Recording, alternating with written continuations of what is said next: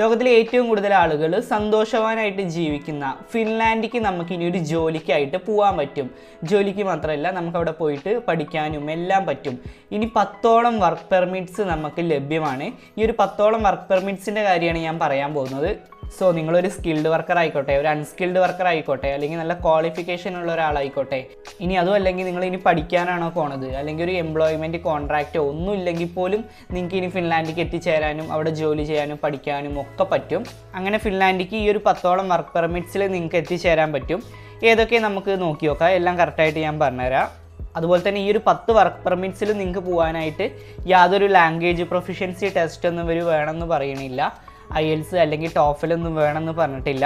നമുക്കറിയാം ഈ ഒരു ഫിൻലാൻഡ് എന്ന് പറയുന്നത് ഒരു നോർഡിക് രാജ്യമാണ് എന്നുള്ളത്. അതുപോലെ തന്നെ 5.5 മില്യൺ, അതായത് വെറും 55 ലക്ഷത്തോളം മാത്രം ജനങ്ങളാണ് ഈ ഒരു രാജ്യത്ത് ജീവിക്കുന്നത്. ഫിൻലാൻഡിൻ്റെ ഏറ്റവും